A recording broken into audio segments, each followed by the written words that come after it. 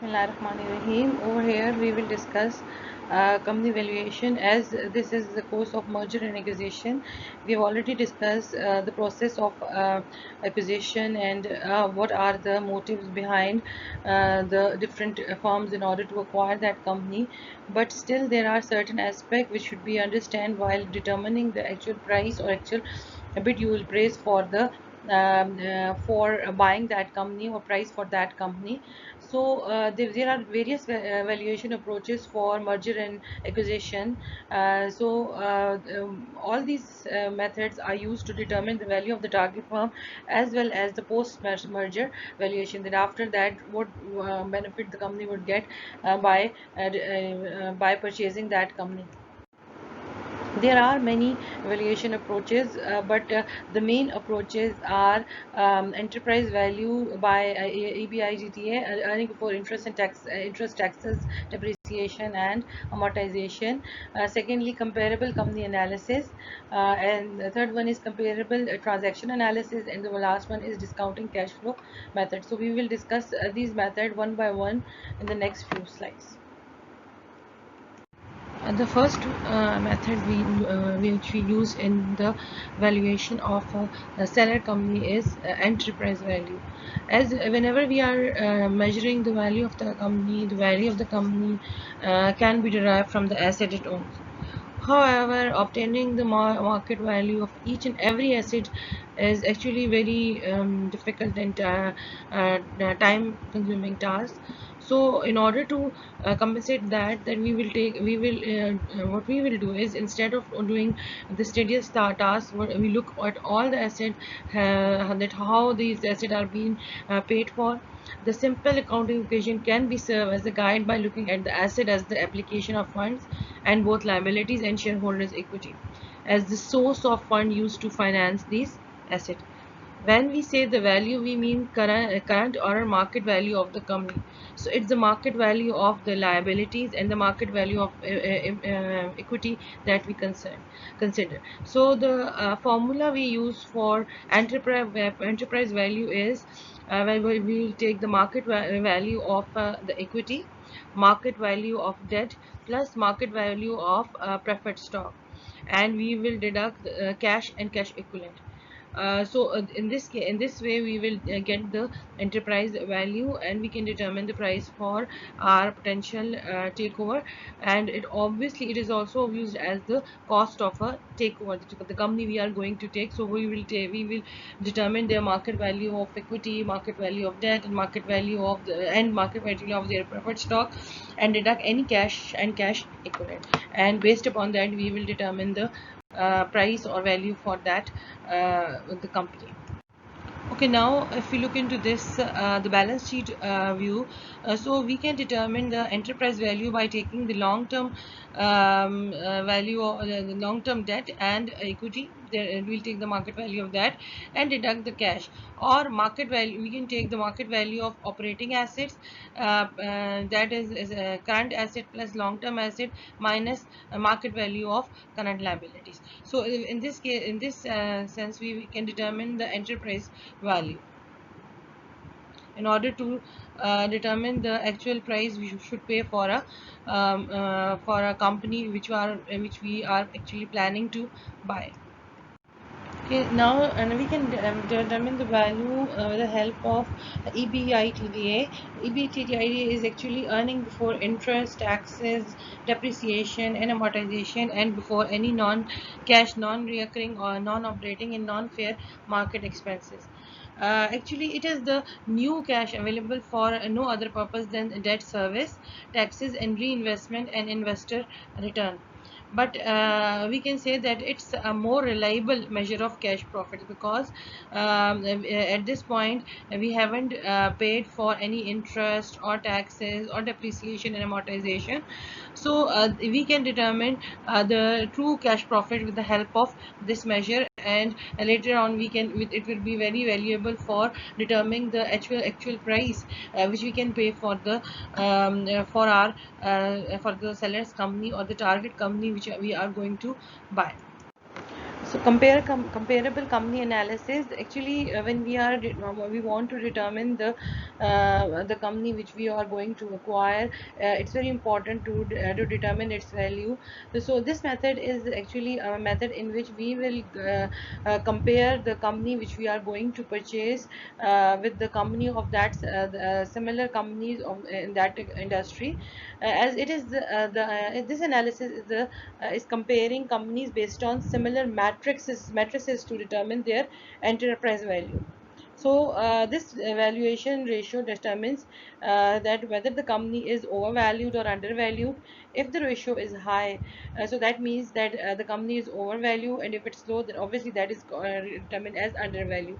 The common valuation measure used in comparable company analysis are enterprise value to sales earning, price to earning, price to book, and price to sales. So we will determine the ratios of the companies which are similar to the company which we are going to purchase, and take their averages and determine that value, whether we will determine the fair price or whether the company is overvalued or undervalued. Now, if you look into this example, for suppose we are going to purchase company B, and the same companies like the company B are company C, company D, and company E. We will take their ratios and take the ratios and get the average of that, and we will apply to the company B, and we will after that we will add the control premium. That means that we are going to the purchase that company, so we'll add the control premium to that, and then we will determine the target company B value. Now, this is the approach. This is another approach in which the companies, the acquiring company, search out for the transaction which has happened in the previous in the near past, or and find out that what would be the value of the business when you see the multiples of the company's EBIT as demonstrated by the multiples of EBIT achieved in the past. A completed transaction of the comparable business is the transaction. The main emphasis is to see that whether the transaction you are doing is worthwhile or not, and based upon that transactions, the company, the current acquiring company determine the value for their transaction, and offer that price for bidding the company which they are willing to acquire. So if we look into the example,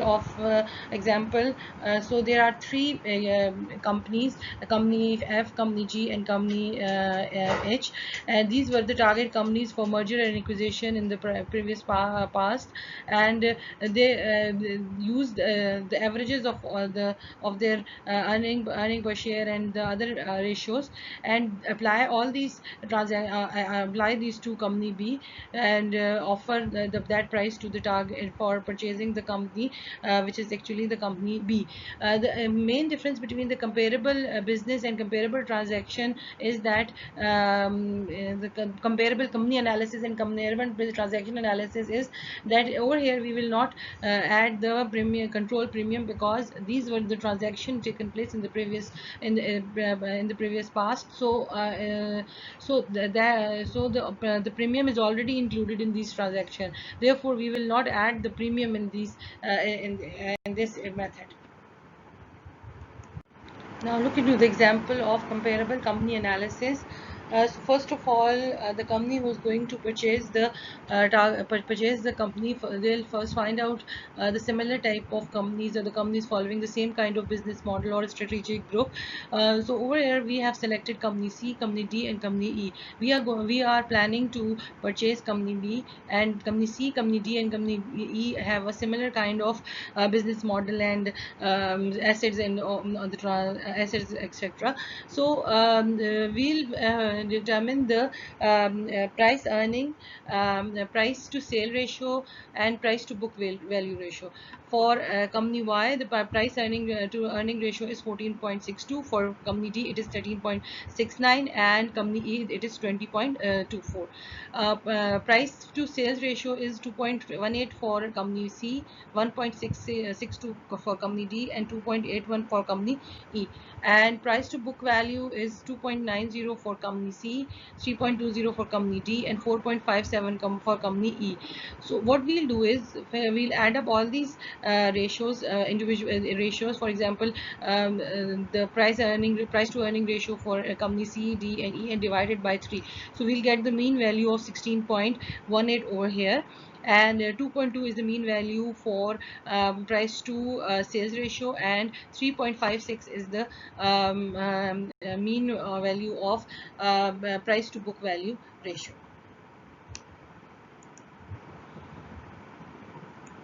Now, in order to calculate the value for the comparable company analysis, what we'll do is apply the mean to valuation variable for company B to get the estimated price of the stock of the company B based upon the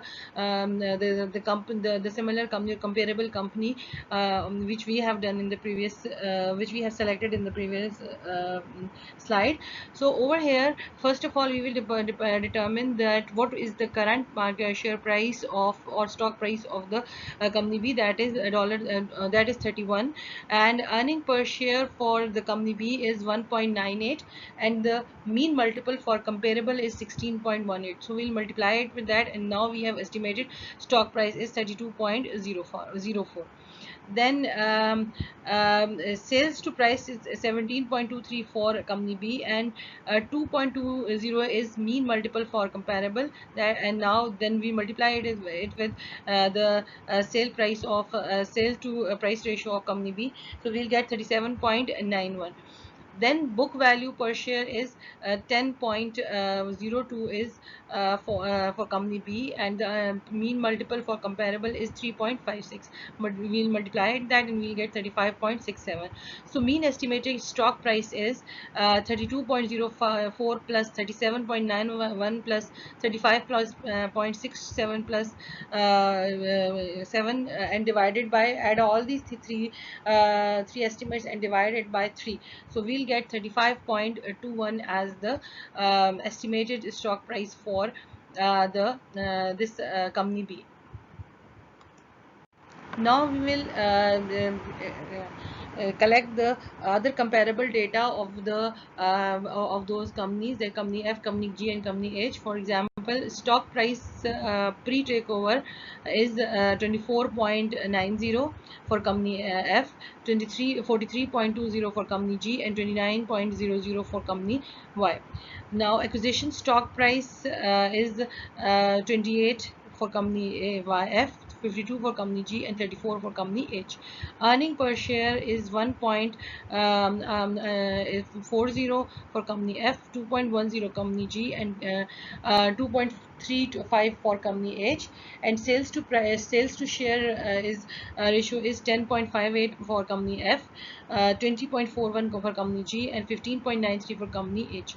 So book value per share is 8.29 for company F, 10.14 for company G, and 9.17 for company H.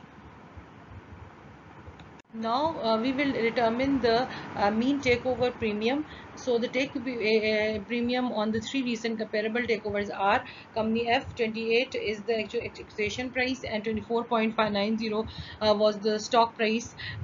So before takeover, and divided by 24.90, so it will give 12.45%. So this is the takeover premium for company F. The same would be done for company G, and 20.37 is the takeover premium for company G, and 18.97 is the takeover premium for company H. So what we'll do is we'll add up all these takeover premium divided by 3. So we'll get mean takeover premium, that is 17.26%.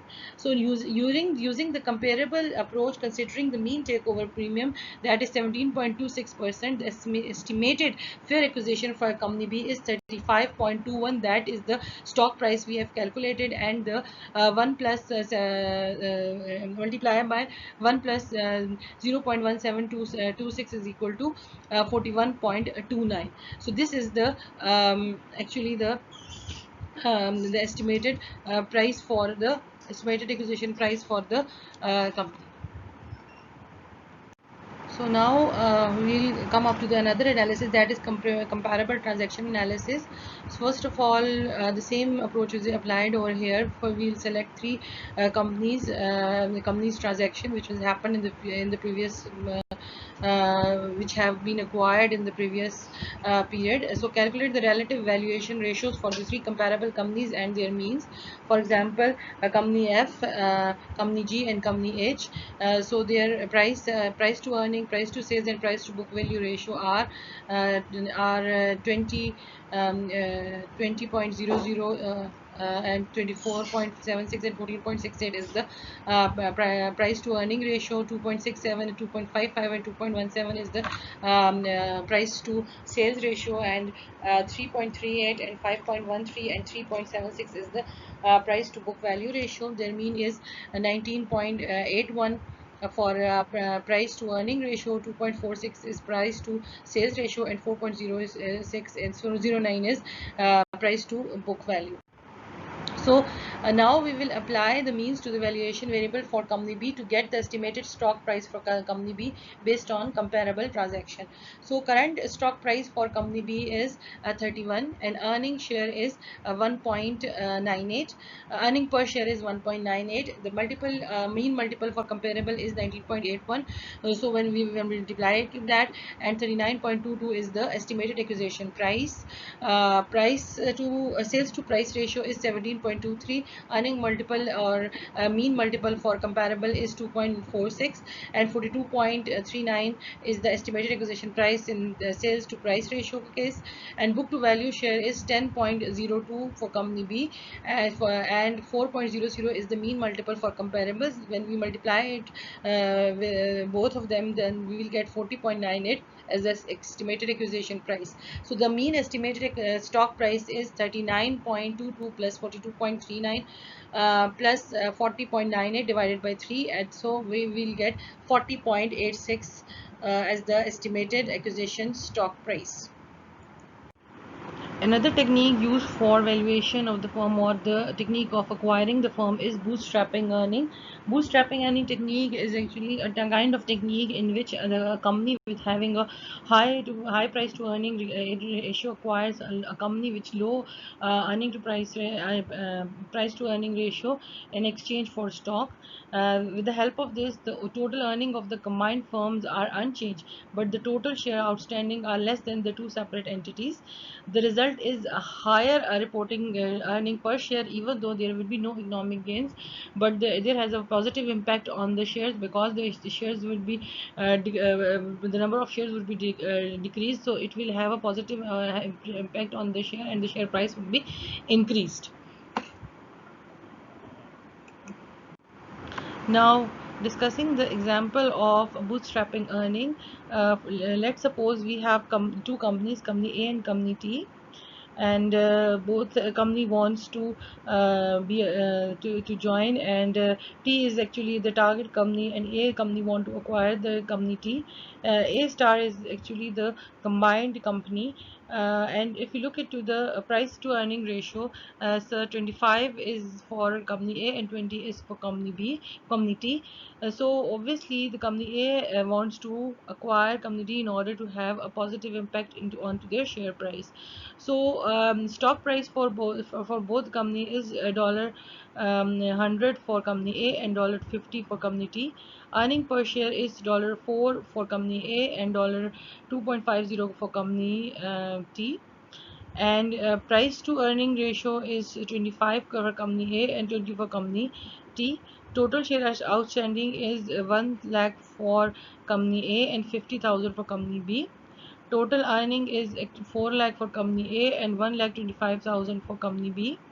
The market value of the equity is 10 million for company A and 2.5 million for company B. So over here, if we look after merger, the APS earning per share has increased from 4 to 4.20. Total share outstanding is now 1,25,000, and a total earning is 5,25,000.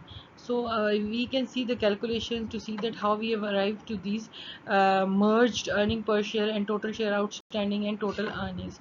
So first of all, um, we see that given its price, the acquirer can issue 25,000 shares more.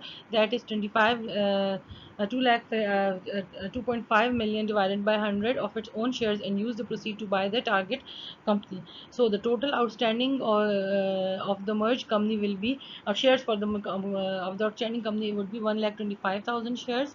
The new earning per share is equal to 5,25,000 divided by 1,25,000. So earning per share is 4.20. That is that is 0.20 higher than the original. The next method used for company valuation to bid for acquiring company or a selling company is discounting cash flow.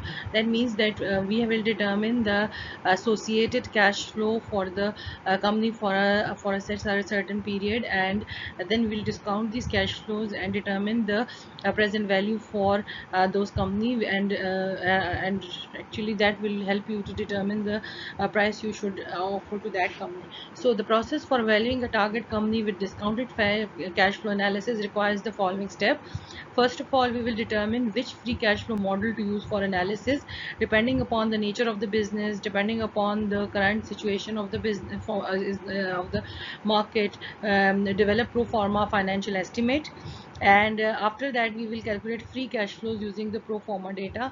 Like for free cash flows, we will deduct certain certain charges, and we will deduct capital expenditure and working capital and all those things from that. And after that we will discount these free cash flows back to the present.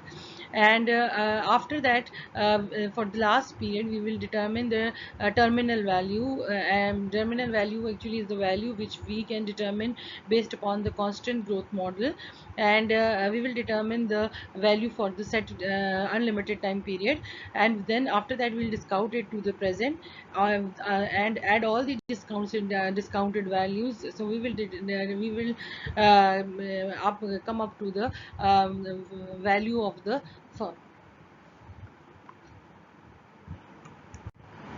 If you remember, we have already done this procedure in the valuation process when we were doing the valuation for control and valuation for any other aspect or status quo valuation. So we will have it applied the same method.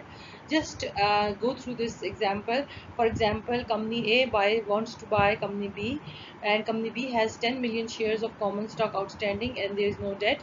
The post merger free cash flow of the company B in millions of dollar, it would be 15, 17, 20 and 23 at the end of the following 4 years. After year 4, the free cash flow is expected to grow at a constant rate of 6.5% a year. The discounted rate is 11%.